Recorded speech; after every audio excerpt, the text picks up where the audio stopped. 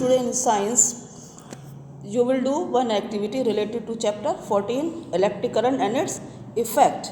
In this activity you will make a circuit as shown in this figure using a cell, a torch bulb and a switch, and then connect these electrical components by wires. Now make the circuit diagram for this electric circuit. This is the circuit diagram for this circuit. And students, it is much easier to draw a circuit diagram using symbols. Therefore, generally we represent an electric circuit by its circuit diagram. In the above circuit, bulb glows when the switch is in the on position and the electric circuit is closed.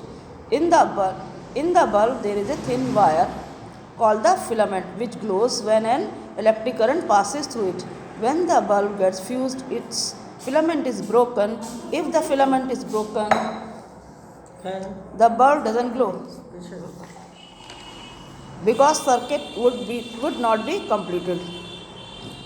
Also, the glowing electric bulb becomes warm. Students, it is much easier to draw a circuit diagram using symbols. Means circuit diagram को अगर symbols की form में हम show करते हैं तो बहुत आसान हो जाता है, और जनरली हम जो है इलेक्ट्रिक सर्किट को सर्किट डायग्राम से ही शो करते हैं. और जो ऊपर सर्किट आपको दिखाया गया है उसमें बल्ब जलता है जब स्विच ऑन पोजीशन में होता है, और इलेक्ट्रिक सर्किट इस समय क्लोज कहलाता है.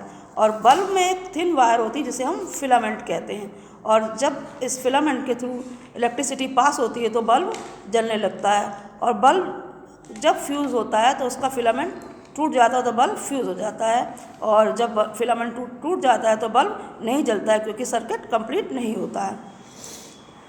और अगर सर्किट कंप्लीट हो जाता है, बल्ब जलता है, तो इलेक्ट्रिक बल्ब जो है वो गर्म हो जाता है.